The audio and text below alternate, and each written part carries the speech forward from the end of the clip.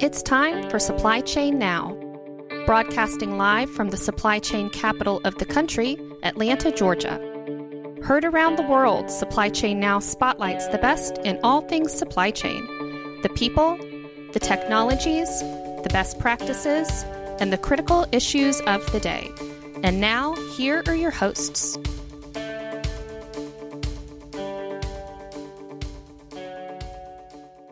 Hey, good morning. Scott Luton with you here on Supply Chain Now. Welcome back to today's show. So on this episode, we're continuing this mini end-of-year series where we're getting insights and point of view from our hosts, our esteemed stable of hosts here at Supply Chain Now. So we're going to be working hard to raise your supply chain IQ today, featuring insights from the one and only Chris Barnes. Hey, quick programming note before we get started here. If you enjoyed this episode, be sure to find us and subscribe for free wherever you get your podcast from. All right, so no further ado, let's bring in our featured guest here today, Chris Barnes. The supply chain doctor is in the house, host of Supply Chain is Boring here at Supply Chain Now. Christopher, how you doing? Supply chain doctor, I'm doing well. Thank you, Scott, for recognizing. Well, so as we were chatting pre-show, you may be the super secret ninja host here on Supply Chain Now.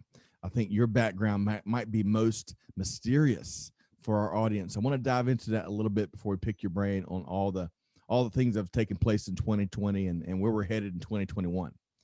So are you game? Yeah, but just keep in mind, if you haven't done much, there's not much to say. So that's all I can.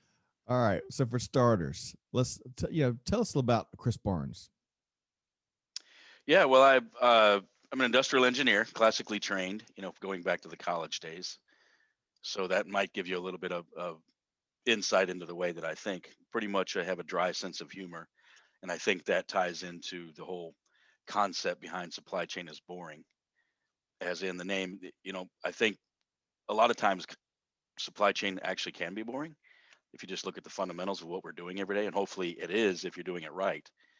But the idea is there's a lot of things, there's a lot of smart people in the supply chain space, a lot of creative people, entrepreneurs, technologists, business leaders that are actually making significant differences in making supply chain boring. And the idea there is just to keep it that way, and just to expose those types of people. But I'm an industrial engineer by degree, have a passion for learning personally, just for my own intellectual knowledge, my own intellectual curiosity. And then, as you and I talked earlier, Scott, I enjoy sharing that knowledge. So I don't learn just for myself. I learn to help other people learn as well. Yep. So before we speak a little bit more on the education and professional development passion that you bring to the table, you're originally from Missouri. Is that right? Missouri, yes. St. Louis, to be specific. Oh, really? Yeah, through 5 years old, a Cards fan. No offense, Scott. But I have no idea. I don't own the Cards. I don't invest in the Cards. I don't make money from the Cards. But if I had to pick a team, it would probably be the Cards, Cubs, and the Braves. Just because when I grew up, the Cubs were always on TV, and then the Braves were also on TV all the time with the national, between WGN and TBS. Right. And just to kind of clarify to our listeners, you're talking about the St. Louis Cardinals, the Major League Baseball team based right there in St. Louis, iconic brand.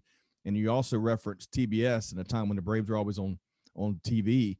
There was a time in the 70s and 80s and early through the mid 90s where WTBS, which was global, played the Braves almost every day. They aired almost every single game, and that created a ton of Braves fans. So I love your referencing there.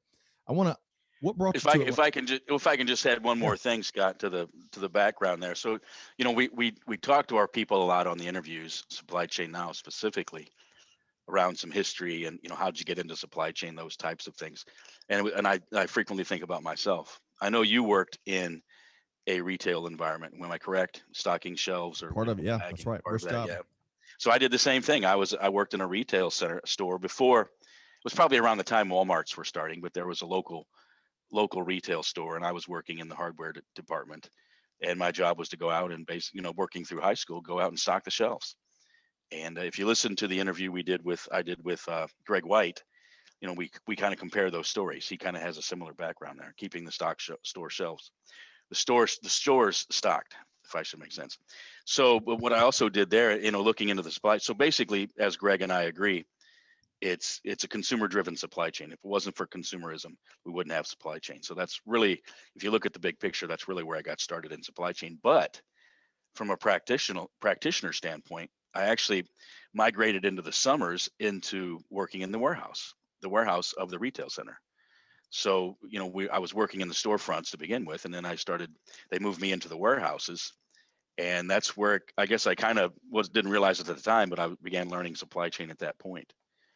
So that's kind of where I kind of got that nature. And then if you combine that with my industrial engineering mentality, every place everything should have its place and everything should be in that place. That kind of gets you to where I grew up in the warehousing and manufacturing sector. And now I'm just kind of looking at the supply chain more from a 10,000 foot view across the boundaries. So to your point, sorry, go ahead. You were known as the warehouse guru for a while. Yeah. I've evolved that. You noticed that, Scott. So I used to be the warehouse guru. I probably still carry that moniker, but now It's more the supply chain doctor, because, there are so many different things you can do in the supply chain, Scott. As you know, you talk about it every day. From sourcing, procurement, design, packaging, whatever it is, warehousing, manufacturing, delivery, customer service. There's so many different things you can do that I've decided I'm expanding this year and going forward. I'm expanding my horizons beyond just the warehouse. Love that. Well, I mean, you've got the background, you've got the chops. You've been in and out of a ton of operations globally. I know warehousing is just one of your favorites. And frankly, I love here, there's so much untapped knowledge there that, when it comes to warehousing operations, and we all know the value of warehousing, fulfillment centers, and distribution centers here in this environment. So look forward to seeing what is ahead. And we're going to ask you that in a minute. One final thing about Chris Barnes before we get some of your key takeaways from 2020 is, where does that passion for, you do a lot of instruction, you do a lot of teaching and driving professional development for others related to certification, but you've done webinars, you do a lot of teaching, a lot of different formats. Where does that passion, where is that from? Yeah, that's a great question. I'm not sure. I invest a lot of time in it, so you would think I understand why, but I'm the first person from my family to go to college. So that might have a little bit to do with it. I doubt that it does, but just the fact that, and then looking at how I went to college, I talk to my daughter about this all the time. She's in university now, and I tell her I went to college. I just got lucky, to be honest. I mean, I had the right influences, the right circles, the right people. Some of my friends from high school were going to college, and they asked me where I was going, and I was like, yeah, "What do you mean?" And then, so when you start getting to ask those questions, you kind of get pointed in that direction. And then once I was in university, I got lucky in terms of engineering from my perspective. It matches my mentality. But then you start looking at, my friends, people that I respected, friends, colleagues were engineering, and I'm like, okay, I'll check that out. So it's interesting to see where you are today based on circumstances or luck or blessings, whatever you want to call it. But, to me now, I just enjoy learning. It's that intellectual curiosity that I have. It's always been there. I like to learn just to make myself better, make more conversant, be able to host podcasts, perhaps. And then I also realized there's a lot of people that maybe didn't have the luck, didn't pay attention when they were younger, because most of my education and my professional development is for adult education. So it's people that maybe haven't had the opportunities that I've had, maybe were later starters and didn't take advantage of some of the things that you can take advantage of in this country. So I don't think you should penalize people the rest of their lives because of decisions maybe that they didn't make or that they did make early on in their lives. So in that case, if there's people that are willing to make the investments in themselves from a knowledge, professional development standpoint, I think there should be people out there to help them along. And that's kind of what I do. It's more of a mission for me, Yep. If that makes sense. Yes. Ministry. Yeah. Well, it's never too late to our listeners. It's never too late to gain that credential, to gain that certification, to get that degree. Never too late. Yeah, and if I can just plug an upcoming Supply Chain is Boring, we have just to that great example. I just spoke with Lori Malonja-Seal, and she's a mid-career person. She has a degree in information sciences, so that should tell you how old her degree is. But she was driving a bus. She was doing a lot of different things, and she went back to university. and she learned about this thing called supply chain management. They actually had a supply chain management certificate at university, and she started studying it, and she just recently got a great job as a supply chain analyst, production planner with a major bottling company out on the West Coast, and she starts next month. So I took the opportunity to interview her and kind of understand her success strategies. So pay attention to that. I love that. We look forward to that Supply Chain is Boring episode. All right, so let's shift gears over to 2020, the year that's going to be, the ripple effect from a year like 2020 is going to be pretty unique, historically challenging in different ways, very uniquely challenging. I think were blindsided to some degree based on what industry you work in or where you live, perhaps. And we're still dealing with a lot of the lingering effects from the pandemic. What did 2020, if you had to think of a couple of things that it taught you or key observations related to business, what would those things be, Chris? Well, just a couple of things. Probably one thing is you got to keep going. I mean, regardless of how bleak the outlook might look, you got to keep plugging away and finding ways to do things. If it's learning new things, then you got to learn, adapt and be able to learn those new things. Or if it's just doing what you've always been doing, but continue doing it, just maybe in a different format. But the key thing for me that I picked up, and it's not so much supply chain, it's more just human behavior, it's connectivity. People generally are social beings. I mean, not everybody is social being. I bet you, Scott, there's some people that have looked at this past 9-12 months as they're introverts. They probably like being by themselves and they didn't see any difference. But in general, I think people are social beings and they need that connectivity. They need that discussion. That's, I think, part of the reason why we're so successful at Supply Chain Now is the fact that it gives them an outlet, whether they can see us, they can hear us, they can come on, they can participate in a live stream. So it's that connectivity. People need that. So back to, one of the things I do in my neighborhood, and it's kind of back to a ministry, is I go out and I'm on the board for our HOA, our local, so I know all the people in the neighborhood. At least that's my goal. And I know we have a lot of elderly neighbors, and it's tough for them because they can't necessarily get out. So what I do is I find the ones that can't necessarily get out, and I try to visit them at least weekly, stopping by their house, asking if they're okay, if they need anything. So, and that makes a big difference in people's lives. But then even as, back to sharing and professional development with classes, we've migrated away from face-to-face classes, which I enjoy the face-to-face classes. Right. I do too. And, and it's, but now we're doing things online, which is not a great format to do it. But about halfway through doing classes this year, I realized that it wasn't so much, it's a lot more work for me to get ready and prepare. And I view myself as an entertainer more than an educator because I'm trying to keep their attention. I call it an edutainer. That's what I call it. But because you got to keep their attention. It's not sharing knowledge. It's making sure they don't fall asleep, right? Or they're not cooking an egg sandwich or whatever they're doing. I don't know. But the idea is, why does it have to be an egg sandwich? They're not making a sandwich. They're not making lunch. So the idea was, and I realized halfway through that some of the people the benefit they were getting, they had something to do. Especially if they were younger and lived by themselves or whatever, it gave them something to look forward to during the day, whether it's a 2-hour class. They could go online and they could see pictures of other people. And that was partly that socialization I think that people really needed. So that's what I think coming out of this is they need to be connected and they need to be, they're social beings. And this is a way to do that. Excellent. All right. So I'm going to ask you one other business question, and then we're going to move on to the Eureka moment. So you and I always, well, let me set it up a little differently. So here recently, we published an episode called an episode of This Week in Business History, where we focused on Mary Barra, the CEO and chairman of General Motors. She's got a fascinating story. She's been with GM since 18 years old, has served and led a variety of functions in the global behemoth that is General Motors.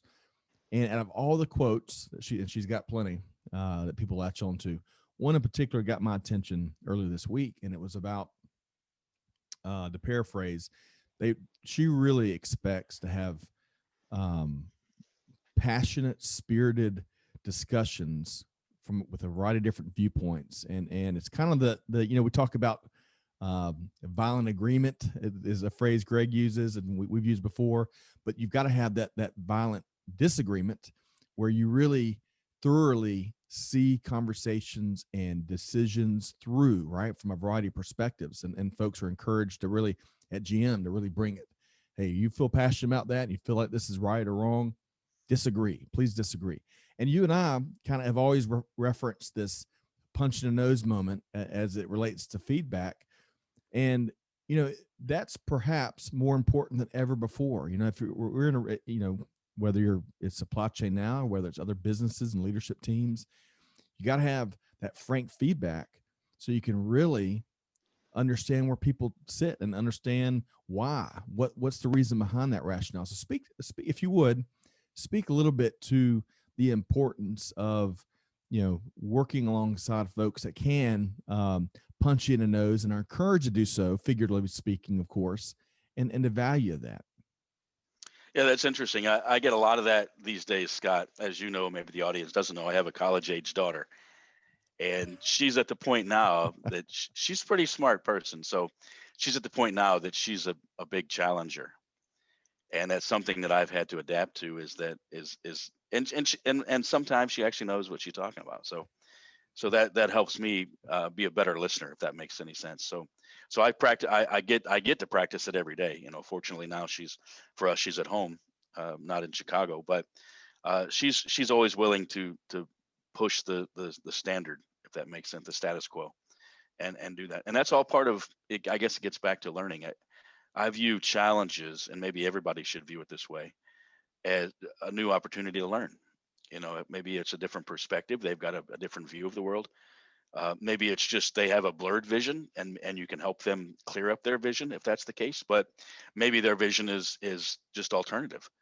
And if you take it from that perspective, maybe you can really look at it from I don't want to say, live a day in their shoes, but look at it from their perspective. You might have an opportunity to learn something. But if you're an egotist and you don't take that opportunity to learn something, I think you're missing out. Agreed. And the industry's got to be challenged Yeah. in a positive, meaningful, change-driven way more than ever before. And the companies that I think encourage that and embrace that are probably, just a generalization on my part, I'm sure I'll get challenged in some of the feedback, but those organizations that embrace that are probably in a better position dealing with a year like 2020 than those that don't encourage those challenging, why do we do it this way? Why do we do that way? Why are we not doing this? Why, the 5 whys, right? Which are so Sure. powerful.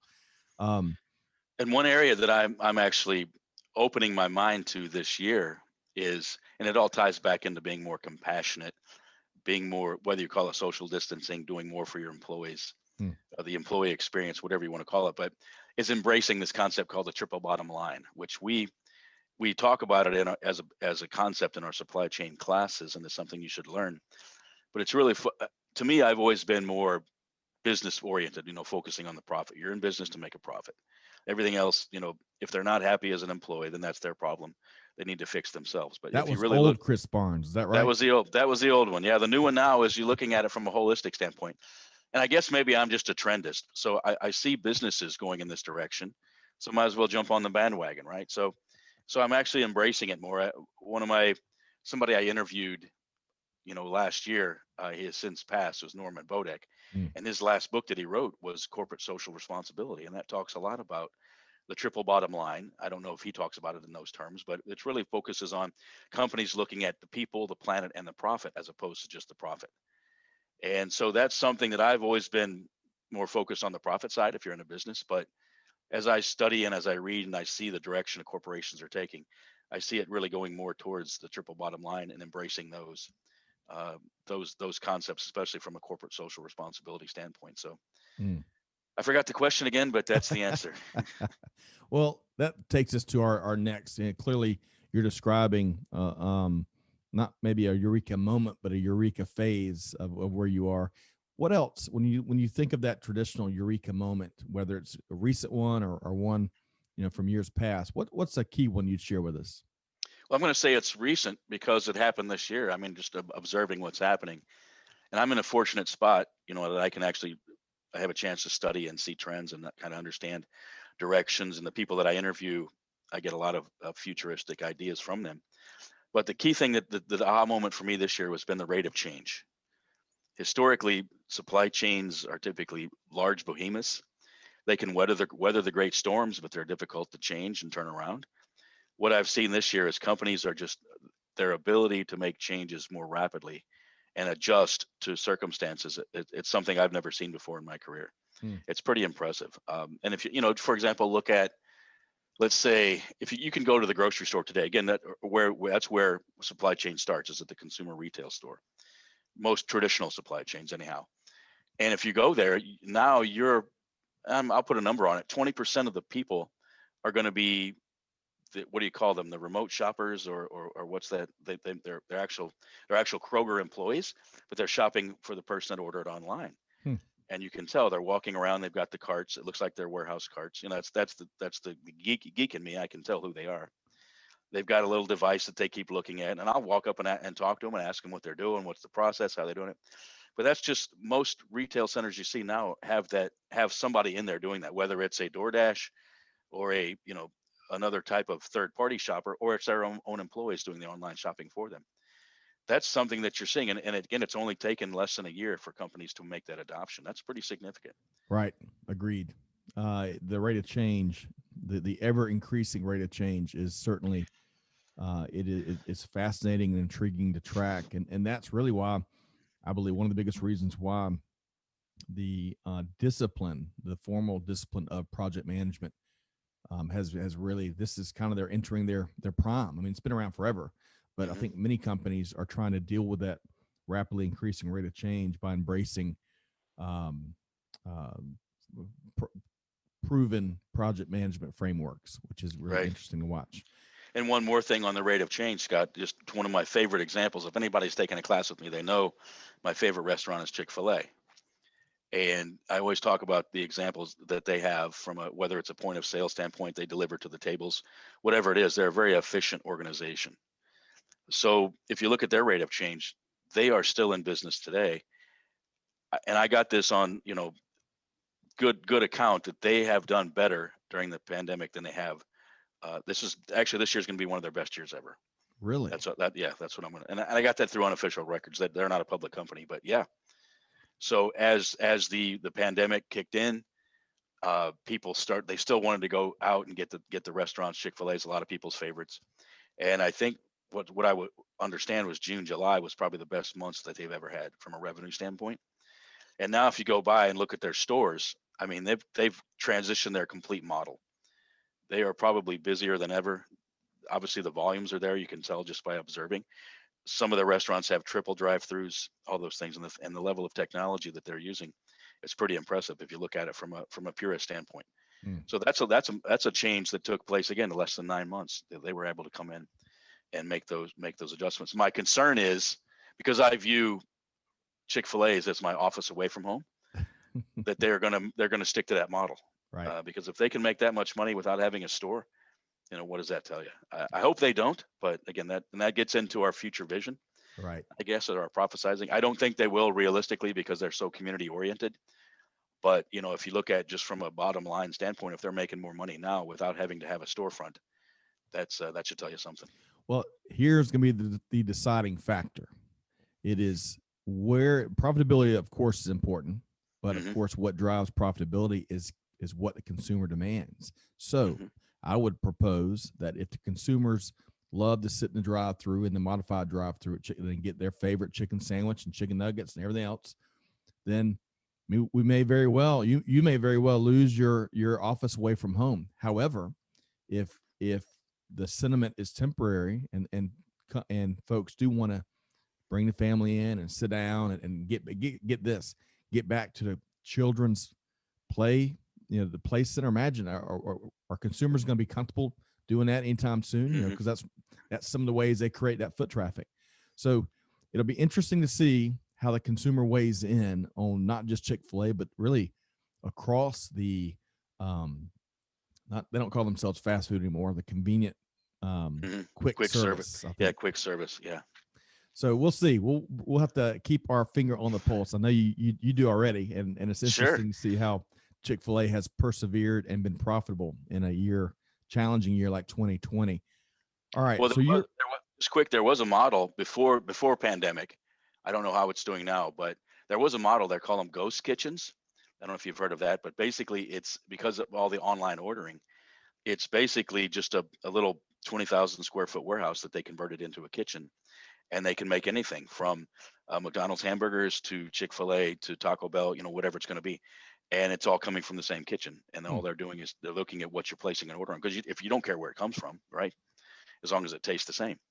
Now I don't know if those stores specifically are contributors, but that's kind of what's happening. Is then you just order it, and they can have it right in a downtown metro environment, and they don't actually have to have the actual storefront. So that was a concept. I'm kind of watching that as well. Well, it's interesting, and just like the the Uber Eats and all Mhm. that sector. There's a lot of folks that believe that's not sustainable, and the model just isn't strong enough.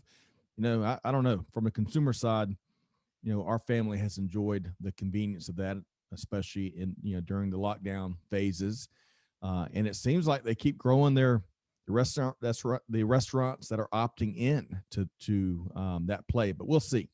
You can tell our listeners can probably tell we enjoy the food industry here at Supply We do. Chain Now. All right, so you already kind of foreshadowed a bit and things to watch for in 2021. What would you add to some of the things you've already shared? Well, the key thing I'm looking at now, and I think this is maybe it's the next wave, if that makes any sense. But it's this thing called, because we talk about it in the classes I teach, and I know you, Scott, you have the certification or the CSCP certification, so you've studied this. There are four stages of evolution that a company goes through. Typically, it starts at stage one, which is kind of you're just starting out. You really don't have much technology. You don't do any collaboration with anyone else. You don't even focus on internal improvements. And then the fourth stage, which is the panacea for most companies, at least that's what we teach, is called the extended enterprise, or stage four.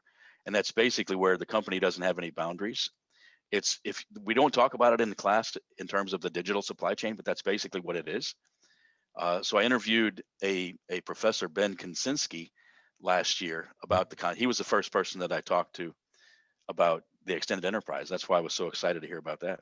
But this year, it's actually happening, Scott. So when people talk about the digital supply chain, they're really talking about the multi-enterprise supply chain business networks. Gartner talks about it a bit. They've got some research on it now, but I think that's going to happen. It's happening. Companies have already adopted it. So really what that means is no longer do you treat, again, I'll go back to Kroger. No longer do you treat Kroger's ERP system as a standalone isolated system. You link it with their suppliers, with the Del Montes of the world, with the 3PLs, with the transportation providers of the world. So everybody has access to a single version of the truth. So that to me is the holy grail. That's where we're headed, and that's pretty much going to happen, I would say, within the next 1 to 3 years. I agree with you. And I know that there's still a lot of folks that are naysayers on blockchain, and they just they don't understand how that's going to revolutionize so much. And I'll be the first to tell you that I'm not a blockchain technologist. However, I continue to see, and what we'd love to report on, especially on the Supply Chain Buzz on Mondays at 12 noon, are good practical use cases of blockchain that most anyone can really wrap their head around. And trust me, I need a simple one to wrap. I'm a little bit slow. And here recently, we spotted a story where the wine industry, which the one for wine to be considered true champagne, it needs to be from a certain region in France, and there's a name for that. I think maybe appellation, or there's some kind of name that governs all that. But the IBM recently announced how they are going to be leveraging blockchain and partnering with a wide variety of players in the wine supply chain, so that consumers can know where wine and the grapes that made it, where it truly originated from, and a little bit about the wine before they make the purchasing decision. And that's a pretty practical use case, and some might argue not the most powerful, but for folks that take their wine seriously, that additional information they're going to have at their fingertips as they scan that code there in their local store. That's a powerful benefit for that specific consumer. And it's also a safety consideration as well. So I don't want to make this the Food Network or anything, but if you start looking at that, basically wine is a food. So you want to have you got to have full traceability. Where do the ingredients come from? Whether you call it farm to fork, whatever, you need that full visibility, full traceability across the supply chain. And that even applies to serialization, which is a pharmaceutical phenomena in the healthcare space. You got to know exactly who touched that bottle, when it was packaged, where did it come from, where did the ingredients come from, and then who sold it, and then who's using it. So that whole concept is really lends itself well to blockchain.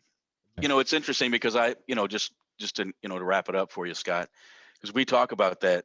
If you take any classes, with me or any others in supply chain management, we typically talk about that extended enterprise. That's kind of the panacea, and that's where companies need to be.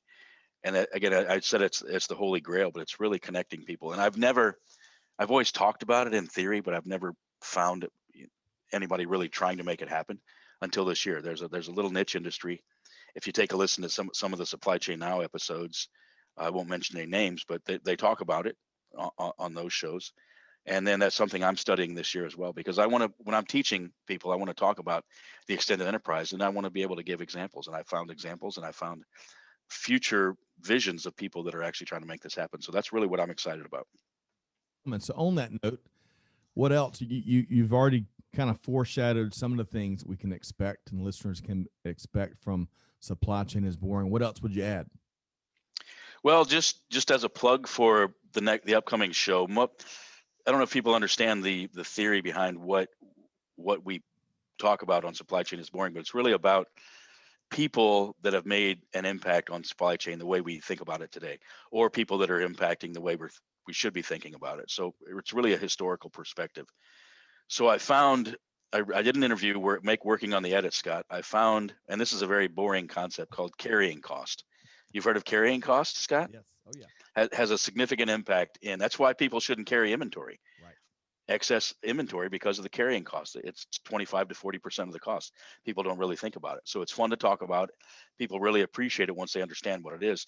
So I found the professor from Ohio State, since retired. He was the first person to write a detailed explanation around what creates the carrying cost. And I sat with him. I thought it was going to be a 10-minute discussion around carrying cost. Hour and a half later, he's still talking. So he not only does he have a great concept around carrying cost, why he wrote the article in 1976, but what the future looks like, and it's pretty interesting. So that's the benefit for me in talking, interviewing people on Supply Chain Now and Supply Chain is Boring. Well, I gotta think some of the big factors is the size of the products. I would think refrigeration and if it's food or pharmaceuticals that need to be at a certain temperature. I would think those are like some of the factors are off the top of mind. Am I approaching? Is that accurate or? Yeah, that's good. Yeah, there are 4 basic categories from a purist standpoint. I mean, we don't need to get into what they are, but if you want to sit for the exam, you better understand what they are. But no, it was just neat from my perspective until he came along, people were just saying, oh, it's 25%, whatever it is, without any rationale for where that 25% came from. Gotcha. So what he did is he sat down, he analyzed what research professors do. And he said, okay, here are these 4 buckets. And he defined what the 4 buckets were. And they're still in practice here, 40, 50 years later. That to me is it's very boring, but that's why I love about it. It's fascinating.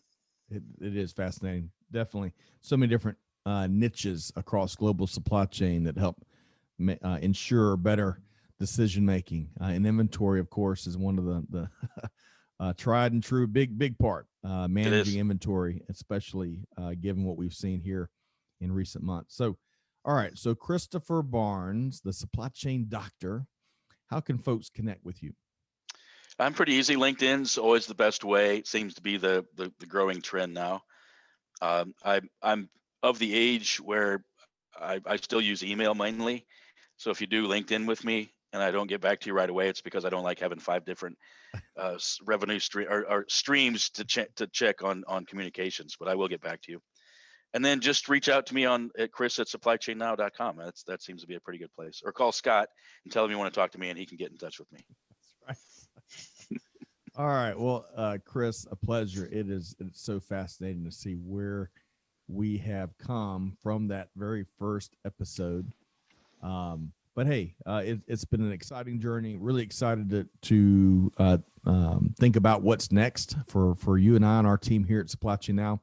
Especially Supply Chain is Boring. That's been a very well received series. I love your approach there, your unique approach, because you uncover some of those things. I think So many folks assume that others know, or they assume they know. I know I've been guilty of making assumptions, but that engineering angle that you bring out was really makes for an interesting discussion and learning opportunity. So keep it coming. We look forward to a lot more episodes from Supply Chain is Boring in 2021. All the best, Chris Barnes, the supply chain doctor and host of Supply Chain is Boring here at Supply Chain Now. Thanks, Chris. Thank you. All right, so to our audience, hopefully you've enjoyed this wide-ranging discussion with the one and only Chris Barnes. I know I have. If you enjoy conversations like this, be sure to check us out at supplychainnow.com. Find us and subscribe for free wherever you get your podcast from. Of course, you can subscribe to Supply Chain is Boring in its own channel. Supply Chain is, I wanted to steal that is from you there, Chris. Supply Chain Now, you can subscribe to This Week in Business History, Tequila Sunrise, Tech Talk, Digital Supply Chain Podcast, you name it. And we've got some new series right around the corner that we'll be launching in the weeks to come. So thanks so much for listening. Hey, on behalf of the entire team here at Supply Chain Now, do good, give forward, be the change that's needed. And on that note, I will see you along with Chris Barnes next time on Supply Chain Now. Thanks, everybody.